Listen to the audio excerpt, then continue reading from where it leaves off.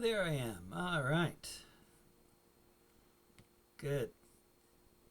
I believe I am live streaming, and let's see. I'm gonna even have chat. There we go. I am live streaming on OBS officially for the first time in my career, and yeah.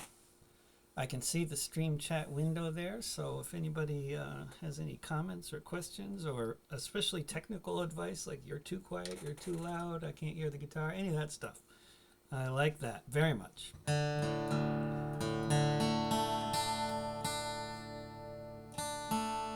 Song requests, any of that stuff. But tomorrow's May Day, so we'll start with something May Day related, and we might just stay on May Day, and we'll see. We'll see where we go. But I got a whole bunch of lyrics here in my outsourced brain here, otherwise known as an iPad. All right.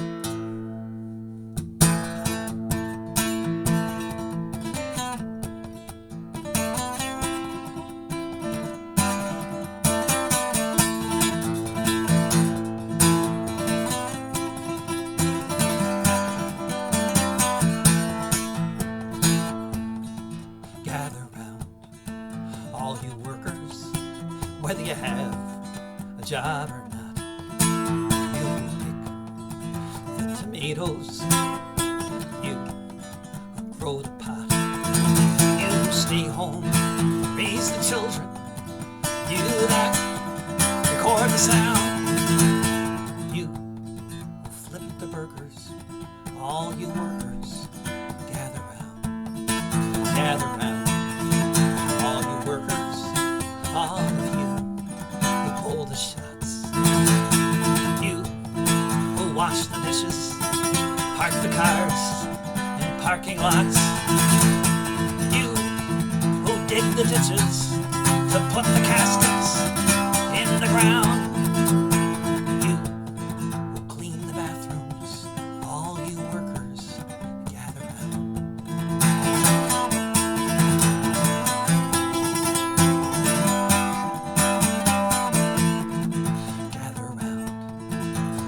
Workers, all of you who write the code, you who teach the children, you who pave the roads, you who run the freight trains wherever they be bound, you who drive the buses, all you workers, gather round. All of you workers struggle to pay the rent. You work a second job and wonder where all the time went. You there in the sleeping bag, shivering on the ground, in the houses, on the sidewalks, all you workers gather round.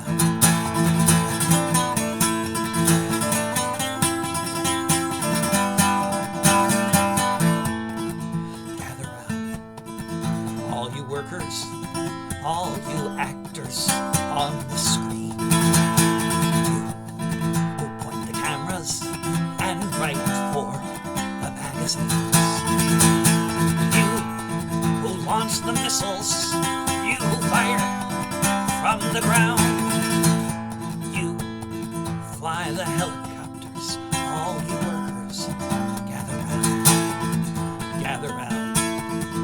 All you workers, gather round, and you will know that gathered all together, we can vanquish any foe. As sure as we're made of water, so history has found. The workers have the power, all we workers gather round.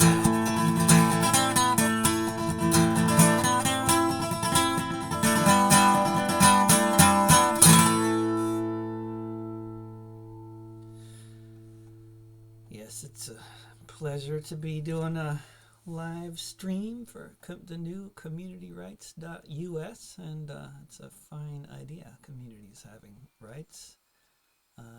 It was sort of, the far right tried to make that a bad idea by twisting around the whole logic with our whole states' rights thing, but in actuality, community rights is really where it's at.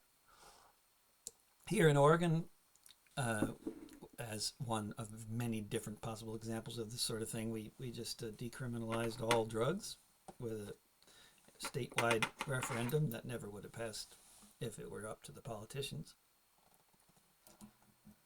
One thing that can be done.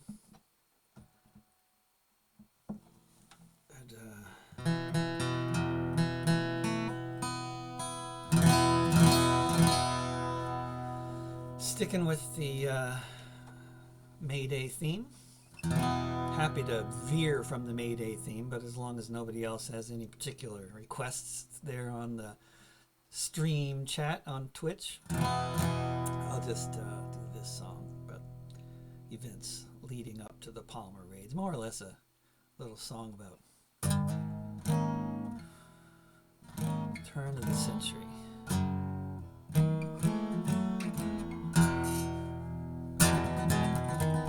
20th.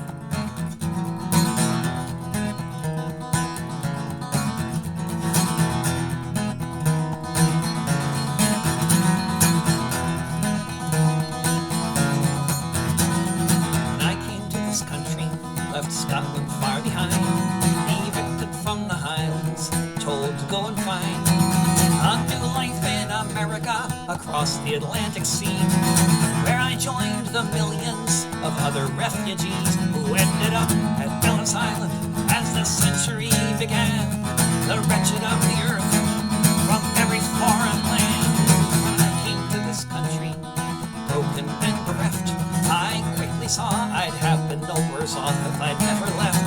Such awful deprivations as I'd never had to face, borne by Swedes and Russians, Africans, and every other race. Millions of people trying not to end up dead from cholera or black lung or getting clubbed on the head.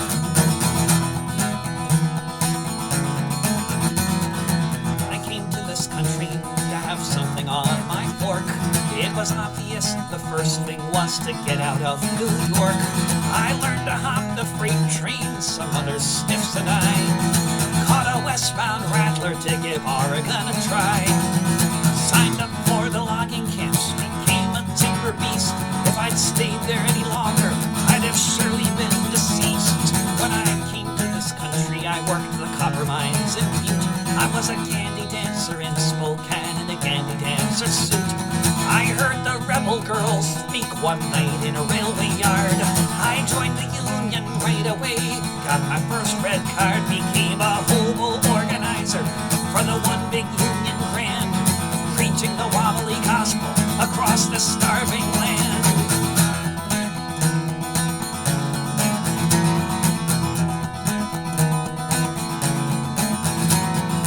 I came to this country, I soon enough lost track of the number of times I felt a billy club upon my back, or how many times I saw the tents with freezing kids working in the mines instead of living on the skids.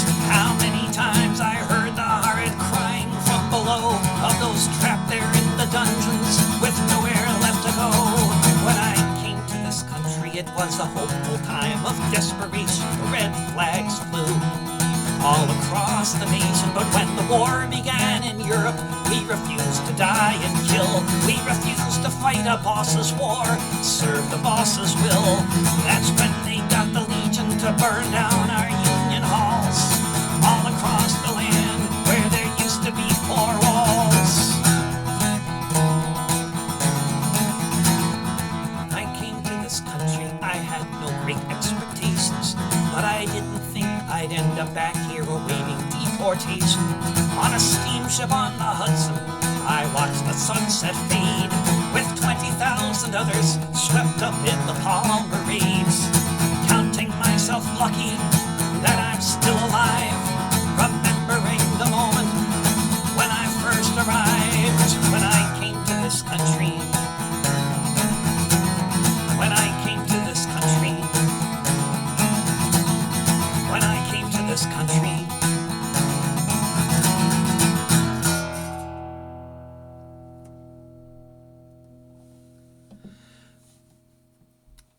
Oh, somebody got excited about the wobblies there, so I'll do another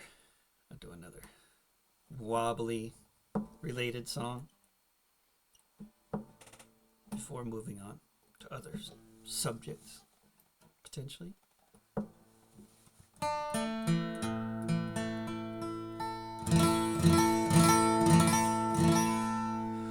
Here's a song. It was written, I think, around 1923 about events that had taken place 8 years earlier.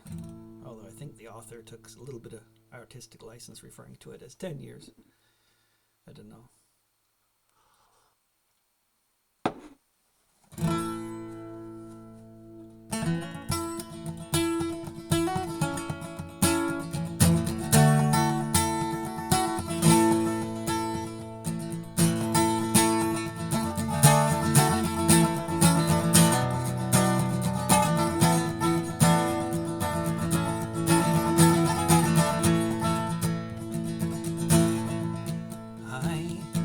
I saw Joe Hill last night, alive as you and me.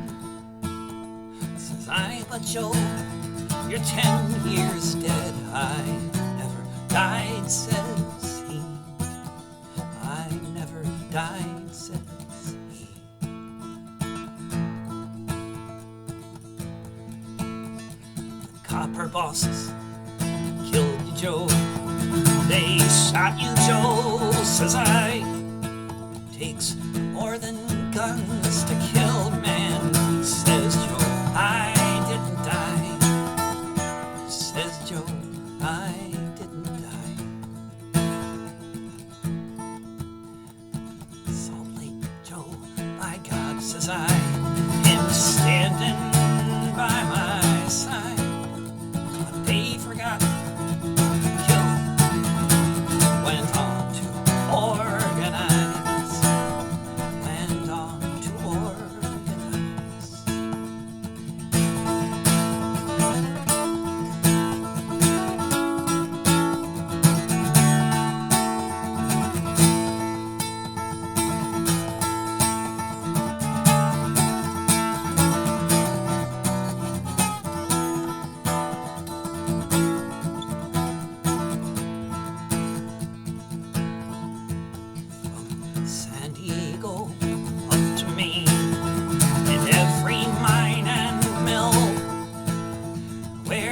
Strike and organize. It's there you'll find Joe Hill. It's there you'll find Joe Hill.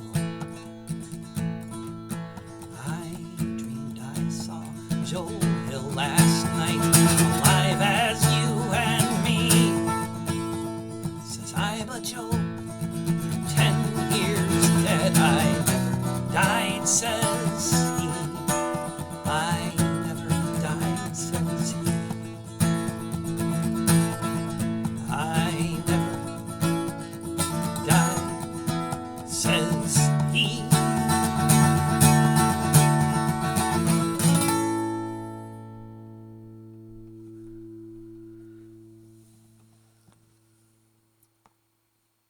What else? Who's out there watching this? That was some fantastic graphics for this campaign. It's very well organized streaming event.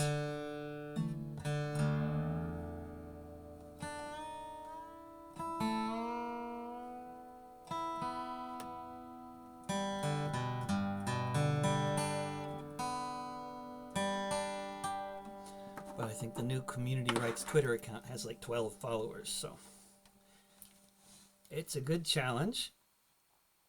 Try to launch a group and have a 24-hour live stream, and it's a good idea.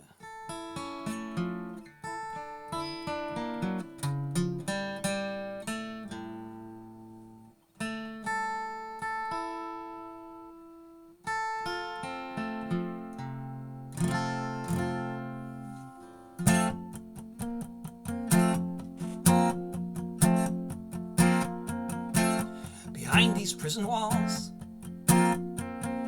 There's a man who's won awards for the work that he has done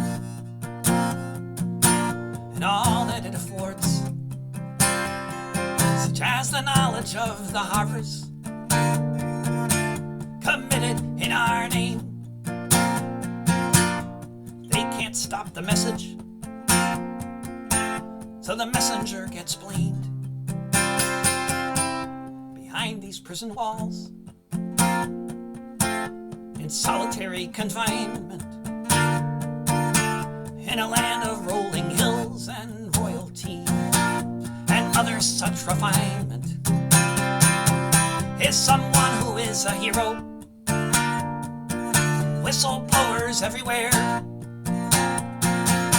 who help them tell the world of the crimes of Tony Blair. Behind these prison walls, you will find a mortal man.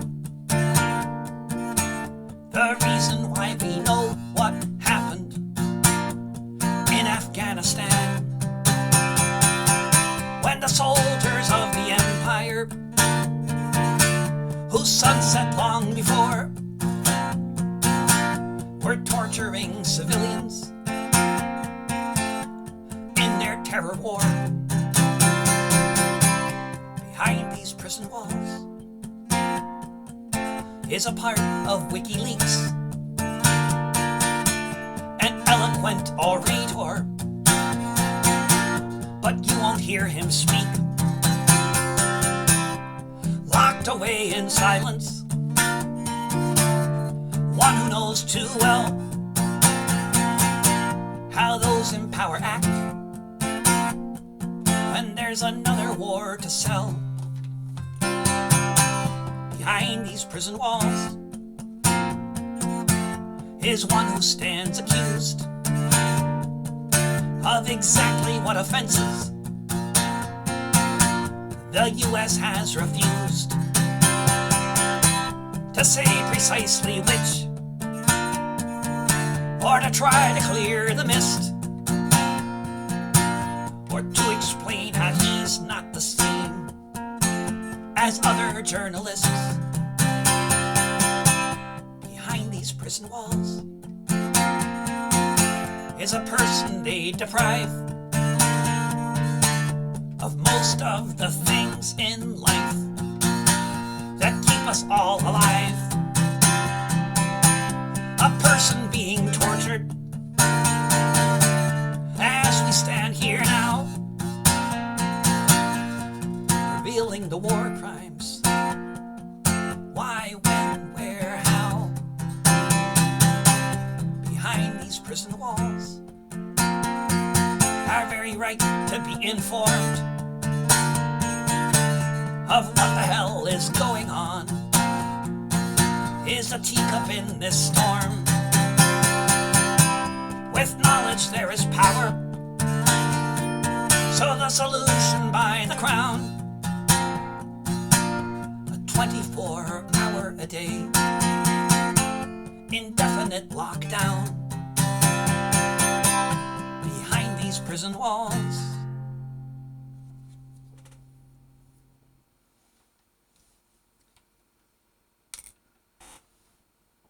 So, the history of May Day. Somebody's wondering about the history of May Day. You're wondering about the history of May Day? Yes, I would be happy to talk about the history of May Day. May Day began with a massacre on May 1st, 1886 in Chicago, when police killed a whole bunch of anarchists and other folks protesting for the 8-hour day. And then on May 2nd in Milwaukee, the police killed more people protesting for the 8-hour day. And there were other massacres around that time as well. And then the union movement in this country and around the world at the time decided that May 1st should be International Workers' Day around the world. And it is now celebrated more around the world, much more around everywhere else than it is here in the United States, because or after the Russian Revolution, sometime around 18 after, you know, it was in 1917, but after that, in 1918 or sometime soon thereafter, I can't remember which year they proclaimed that there was no such thing as International Workers' Day, that May Day was now in September and was now to be called Labor Day, in order to differentiate our workers from the Russian workers. So there's the history of May Day in a nutshell, in a very small nutshell.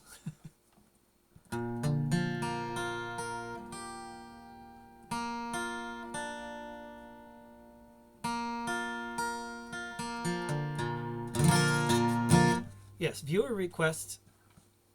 I'll tell you something, you guys out there watching on Twitch, whoever you are, just, you know, do something on that screen. Let me know that there's somebody out there, because otherwise I feel like I'm alone in a living room. But, you know that already, I think. Jacob Blake was walking to his SUV. Alton Sterling was selling DVDs. Eric Garner had just broken up a fight. Breonna Taylor was asleep in the middle of the night. Tamir Rice was playing in the park. Elijah McClain was out walking after dark. Dominique Clayt was sleeping in her bed, where she was shot by a cop in the back of her head. Say their names. Say their names. Say their names. Say their names. Walter Scott was driving to a store. Betty Jones was answering her door. Philando Castile was driving home with his girlfriend. Anthony Hill was naked on the grass when he met his end. Etel Ford was walking in his neighborhood. Michael Brown was blown away just standing where he stood. Kendra James was shot to death at a traffic stop by yet another unaccountable killer cop. Say their names. Say their names. Say their names. Say their names. Atiana Jefferson was playing a video game with her little nephew. Gunned down just the same. Oscar Grant was celebrating the new year, handcuffed when the shots rang out that everyone could hear. Eric Reason pulled into a parking spot. Not long after that was when he was shot. George Floyd was just shopping in a store. Micah Xavier Johnson thought he was still at war. Say their names.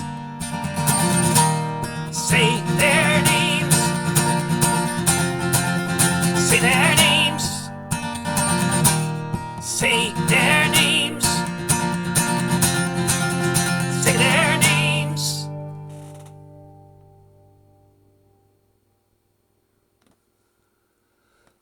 So this is this year is the year that Alvaro Luna Hernandez is up for parole after being in prison in Texas for 25 years. Now coming on 26 years. He's one of the so many cases you've never heard of. Alvaro Luna Hernandez started life with a shorted hand, growing up in Texas on occupied land. His troubles with the law and with the sheriff of Alpine resulted from a racist gang crossing every line of respect for human decency. Vicious thugs in blue who have ruled the hills of Texas since long before 52. In the middle of the 20th, when Alvaro was born, it wasn't long before the first time that he was torn from the streets of Alpine to a windowless cell, when the cops kicked his head till no one could tell if he'd live or die. And Somehow he was breathing still when the morning sun was shining on the Texas hills. Alvaro Luna Hernandez grew up to lead the fight against police corruption and for human rights. Falsely accused of murder, incessantly harassed, a young life in constant danger, quickly flying past. So on the day a cop came to his house, pointed his gun, Alvaro knocked it out of the officer's hands, and he did run. Alvaro Luna Hernandez hid out underground after the biggest manhunt in West Texas. They fired many rounds. He managed to surrender without being shot, and that was the last breath out of prison that he ever got. The trial was a sham. He was given 50 years, sentenced by the machine till he ground up in the gears. Since 1996, a quarter century ago, in solitary confinement, they've kept Alvaro. He's now lived to be an old man, and whether he ever leaves, justice in the USA exists only for the thieves who came and stole this country, declared it to be theirs. Overseers in power, Chicanos in the crosshairs. Alvaro Luna Hernandez started life with a shorted hand, growing up in Texas on occupied land.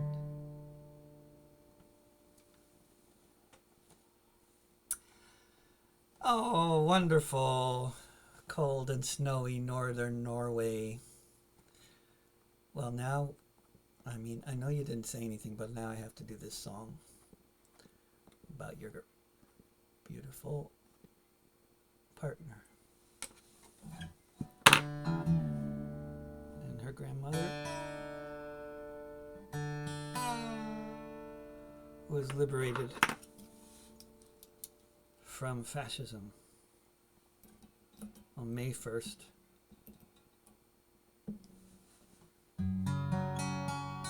1945.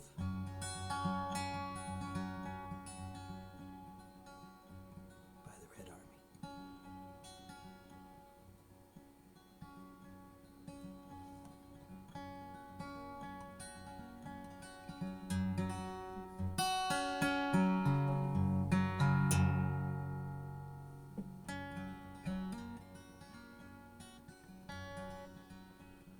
Katarina Jakob. Before she took that name, was organizing workers. Hamburg, just the same. Organizing beneath a flag of deepest red, a new dawn, peace and freedom, clearly shining in her head. Katarina Jakob first was sent to jail when the trappings of democracy all began to fail. She was frequently arrested, in and out of custody, while her first husband wasn't hiding from the Nazis. Katarina Jakob was acquitted of a crime, but the Gestapo had the last word. They weren't finished with her this time. She was sent to Ravensbrück, a killing hunger at her side. She heard of the execution, how her second husband died. For Katarina Jakob, the end was close at hand. She was on a death march with a ragged, starving band, marching through a forest, being led by the SS. What would happen hours later seemed impossible to guess. When the sun rose the next morning, it was the 1st of May, and they all sang the Internationale. They all sang the Internationale.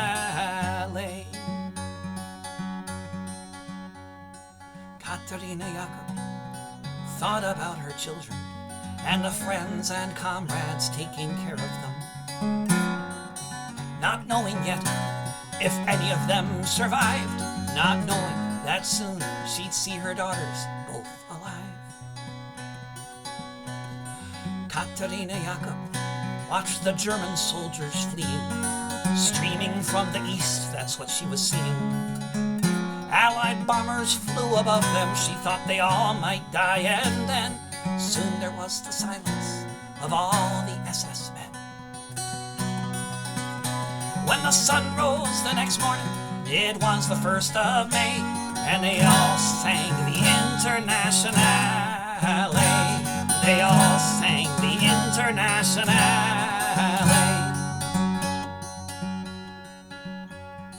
Katerina Jakob saw red flags flapping in the breeze above the Russian tanks, and she fell upon her knees. And so many different voices in so many different tongues sang the most beautiful song that could ever have been sung. In German, Lithuanian, in Polish, and in Dutch, a myriad of melodies as never had been such. In Russian and in Yiddish, Italian and French, emerged from the forest beneath the trench. When the sun rose the next morning, it was the 1st of May, and they all sang the Internationale. When the sun rose the next morning, it was the 1st of May, and they all sang the Internationale. They all sang the Internationale. Völker, die Signale auf zum letzten Gefecht. Die Internationale erkämpft das Menschenrecht. Völker, die Signale auf zum letzten Gefecht. Die Internationale erkämpft das Menschenrecht.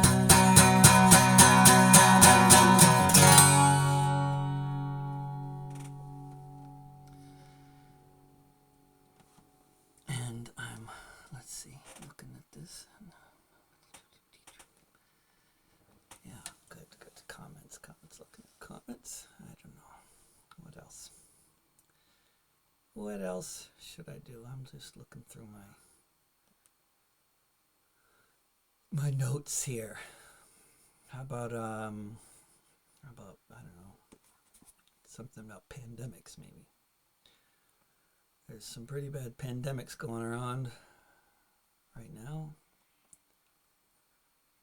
And, we're starting to see what that really looks like.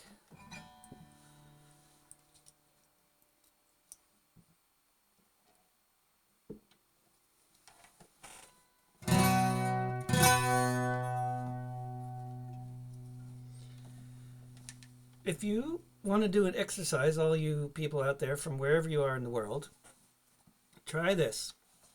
Look up your family history if you can. If that's possible, if you're rich enough to have a family history to look up, or have enough of a criminal record, or whatever it is that gives you the opportunity to look up your family history, look it up and see who died in 1918.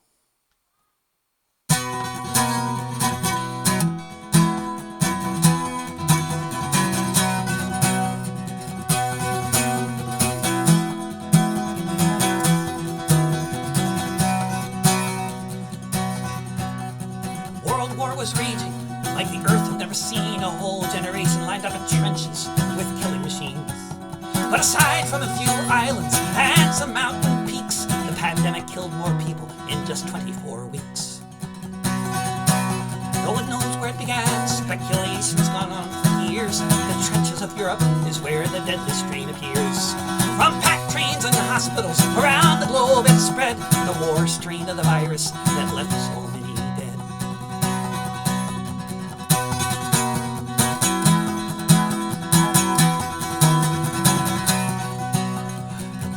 Was unequal, but barely anywhere was left untouched, though the greatest share of dying was reserved for the poorest colonies of the empires and their wars that created this disease.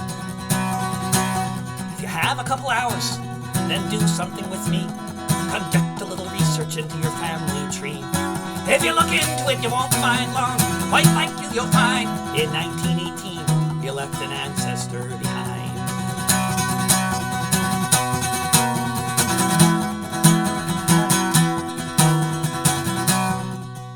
The pandemic knew no borders. It went from the front lines, which had increased its deadliness as if by design. It circled the whole planet. So many people died, they dug mass graves everywhere. Put your relatives inside.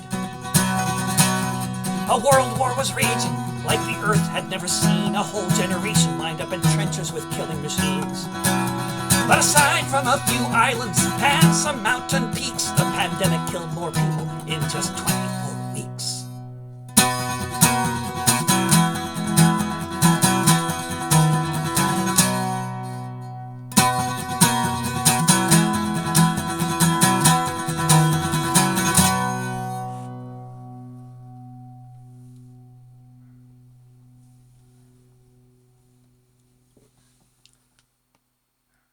Now what? Somebody give me a topic out there in the world. Otherwise, I'll just scroll through my iPad in protest against not being given a topic. And I'll just go in alphabetical order till I come across a song I feel like singing. That's what you get.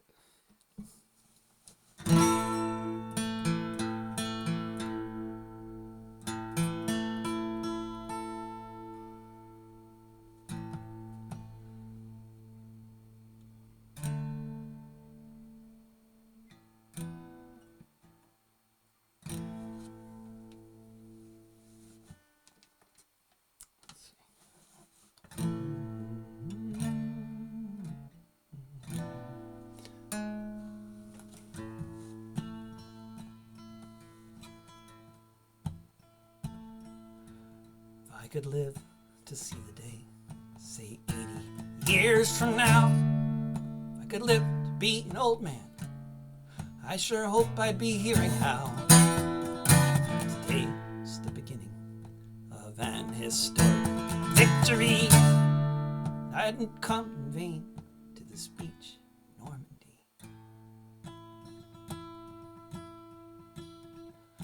I wonder, will this be the day when the tide began to turn, when our leaders all around the world all began to learn that hatred, fear, nationalism won't bring us liberty? I think all that from this speech in Normandy.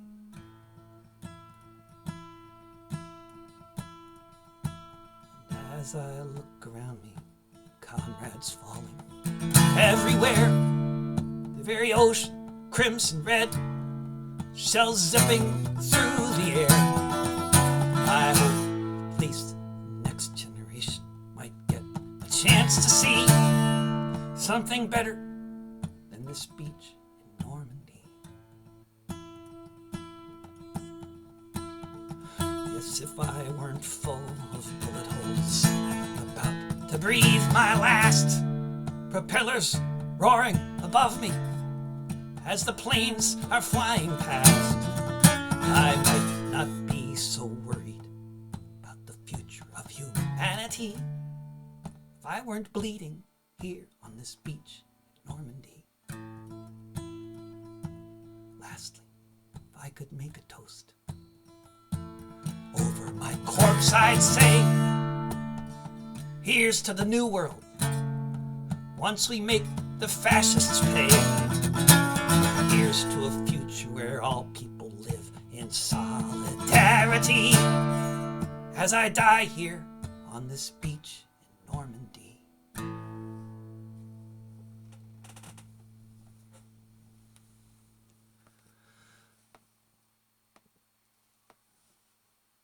I could do something like, uplifting even if you want, but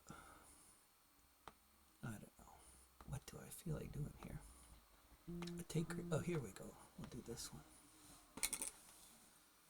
I'm spending a lot of time outdoors these days.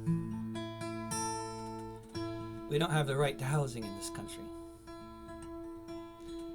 Community rights. Not sure what it even means without housing.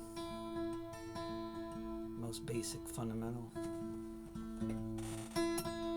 This is a song I wrote before the pandemic ever hit.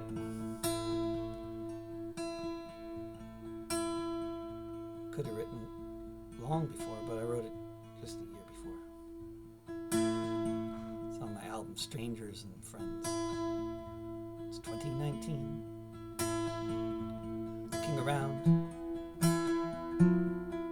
at the tents and trash and excrement scattered on the ground. So many mansions overlooking the sea. Stretched limos, Rolls Royces, and movie stars all over Los Angeles County. It's 2019.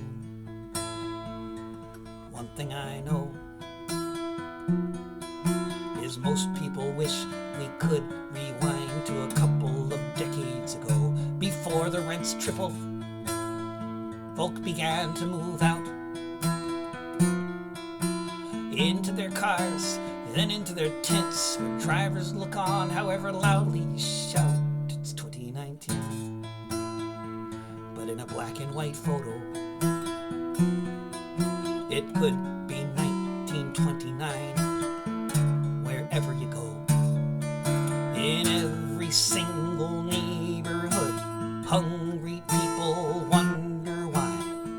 Some make billions on a blockbuster, while so many are left out to die. It's 2019, where every 8 hours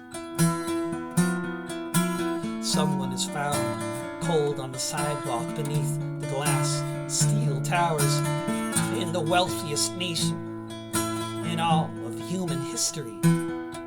So far from paradise, so close to Walt Disney. It's 2019. There's no Dust Bowl, just real estate speculators and all the lives they stole. I don't know what to think when I hear the reporter say 1,000 people died last year living on the streets of LA. It's 2019.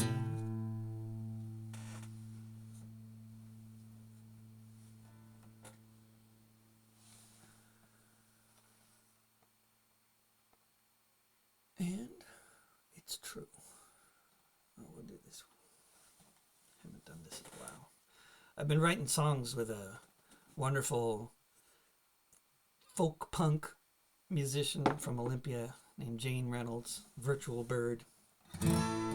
But I can't sing those songs because Jane she's doing all the music. I'm just writing the lyrics, so I can only do songs I wrote months ago. Here's one I wrote years ago. That was after the rent only doubled. I think I wrote this song. Now it's like 240% higher than it was then. But we don't have any rights to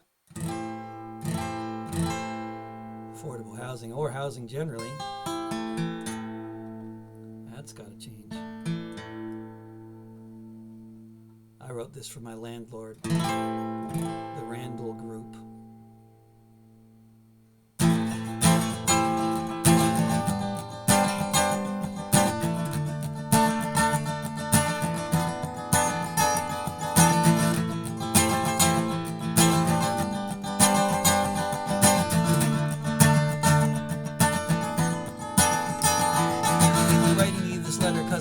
Choices.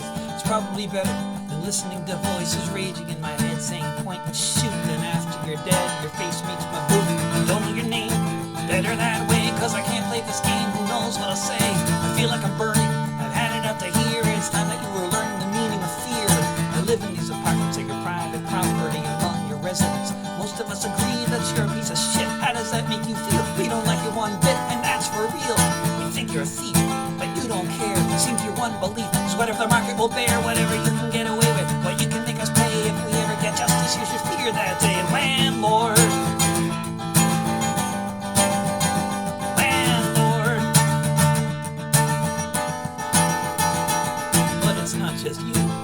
your kin. The things you do cause the state we're in.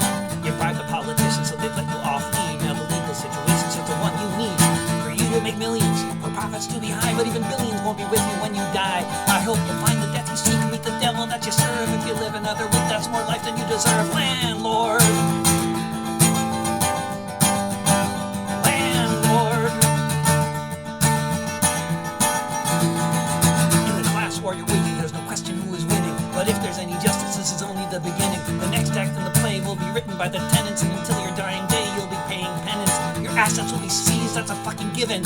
You profiteers of misery, start spending time in prison. Then you can get a job, figure out what you do best. You can keep the house you live in, but we're taking all the rest. Landlord. Landlord. Landlord. Landlord. Yo, landlord.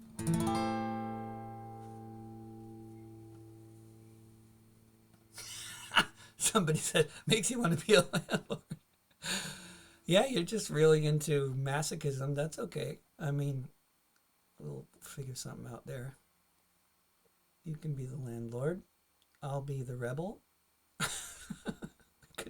we could have rules to that game. Oh my gosh. Where does my head go with these suggestions? I have no idea. Let's see. What was I going to do? Oh, yeah. Something totally unrelated to that suggestion. Anne Feeney is a wonderful songwriter who just died of COVID-19 at the age of 69.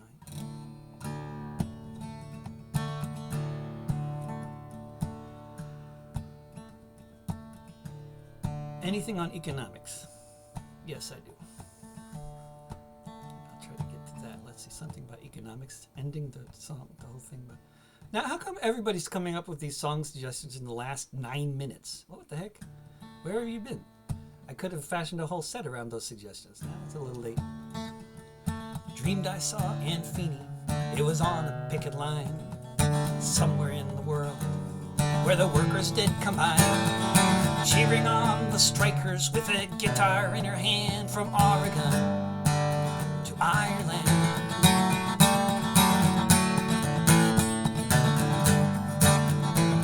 I dreamed I saw Anne Feeney amid the foggy glow of the flashbang grenades outside the WTO, singing songs against the war at a military fort, or making arguments in court.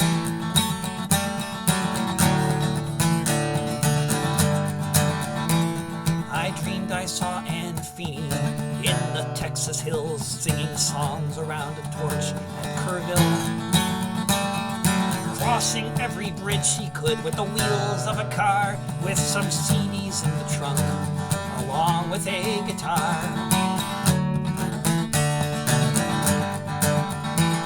I dreamed I saw Anne Feeney. I dreamed she never fell. She was in Baja with her grandkids doing swell, sharing free advice on how to find the cheapest flights so you can be throwing Swedish snowballs beneath the northern lights.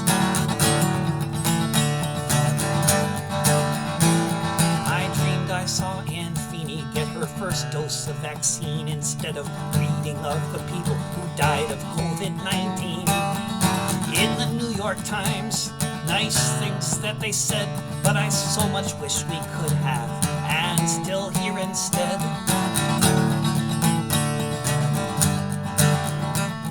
I dreamed I saw Anne Feeney.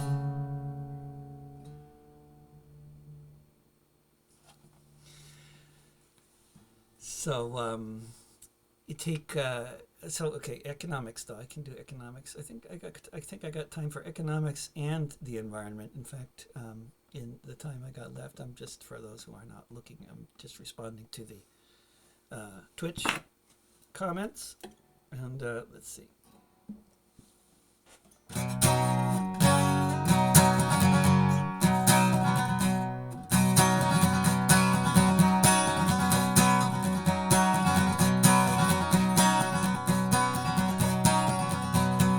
Iceland is an island, 500,000 or so Vikings, mostly known for volcanoes, hot springs, and fishing, known for its welfare state for being good and socialistic, certainly not known for being corrupt or nepotistic, but in the USA and Europe, when they were deregulating banks, Iceland's politicians took bribes and joined their ranks. Soon you had a situation one would think just couldn't be, a bank whose debt was worth 10 times the country's GDP. When Wall Street imploded, sure enough it spread. Banks all over the world were floating in the red. All over the world, governments made the plan to cut spending and raise taxes on the working woman and working man. The banks were bailed out while the people had to pay. But in Iceland, people thought there must be a better way. And the earth stood still a moment. Fear was struck at every trough when Iceland told the bankers, Iceland told the bankers, Iceland told the bankers to fuck off. It's a sing-along. Folks were in the streets in Reykjavik and just couldn't be ignored. They said this is a debt we Icelanders can't afford. Let's guarantee deposits of all our people, yes indeed. But as for all the speculators motivated by their greed to make really dumb investments, to them Iceland said good luck. Sorry for your losses, but we don't really give a fuck. The 1% all trembled when they took away the trough. When Iceland told the bankers, Iceland told the bankers, Iceland told the bankers to fuck off. The UK called them terrorists, said we cannot let this stand. Who do these peacenik blondes think they are in Iceland? They threatened isolation and economy in flames. But the Icelanders said sorry, but the banks can settle their own claims, though that might be harder for them now that they're under house arrest. Or else they fled the country as they were most unwelcome guests. And now Reykjavik's recovery just makes the fat cats cough. Since Iceland told the bankers, Iceland told the bankers, Iceland told the bankers to fuck off. If you haven't heard of this example, perhaps there's a reason why. The owners of the world don't want this kind of shit to fly. They say we all must pay up in this shakedown by the mob if we can't afford to pay the rent because we don't have a job. They say it's not their problem if we're forever shackled by their debt. We must save the 1% from the fate they should have met. But there is an alternative, though it makes the fat cats scoff. That Iceland told the bankers, Iceland told the bankers, Iceland told the bankers to fuck off. That Iceland told the bankers, Iceland told the bankers, Iceland told the bankers to fuck off.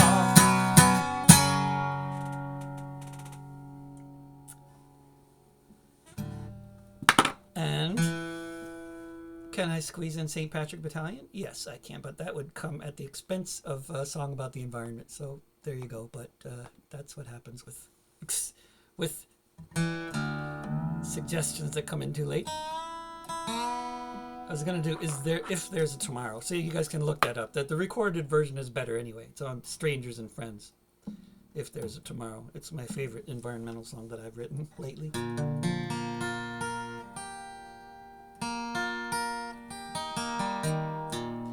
Well, I'm very happy to do this for you, drunk wizard. Don't die though. You can die a happy man, but don't die yet. My name is John Riley. I'll have your ear only a while. I left my dear home in Ireland. It was death, starvation, or exile. When I got to America, it was my duty to go. Enter the army and slog across Texas to join in the war against Mexico. It was there in the pueblos and hillsides that I saw the mistake I had made. Part of a conquering army with the morals of a bayonet blade. So in the midst of those poor dying Catholics, screaming children, the burning stench of it all, myself and 200 Irishmen decided to rise to the call. From Dublin City to San Diego, we witnessed freedom denied. So we formed the St. Patrick Battalion and we fought on the Mexican side. We formed the St. Patrick Battalion and we fought on the Mexican side. We marched neath the green flag of St. Patrick, emblazoned with Erin Go Bra. Right with the harp and the shamrock, and Libertad para la República. Just 50 years after Wolftone, 5,000 miles away, the Yanks called us a legion of strangers, and they can talk as they may. But from Dublin City to San Diego, we witnessed freedom denied. So we formed the St. Patrick Battalion, and we fought on the Mexican side. We formed the St. Patrick Battalion, and we fought on the Mexican side. We fought them in 5 major battles. Churubusco was the last. Overwhelmed by the cannons from Boston, we fell after each border blast. Most of us died on that hillside in the service of the Mexican state. So far from our occupied homeland, we were heroes and victims of fate. From Dublin City to San Diego, we witnessed freedom denied. So we formed the St. Patrick Battalion, and we fought on the Mexican side. From Dublin City to San Diego, we witnessed freedom denied. So we formed the St. Patrick Battalion, and we fought on the Mexican side. We formed the St. Patrick Battalion, and we fought on the Mexican side. It is the top of the hour, so I will be signing off. Thank you very much, everybody. We will just see you around. I see you're ready for the next guest, and thank you, everybody, and I'll see you somewhere. Bye for now.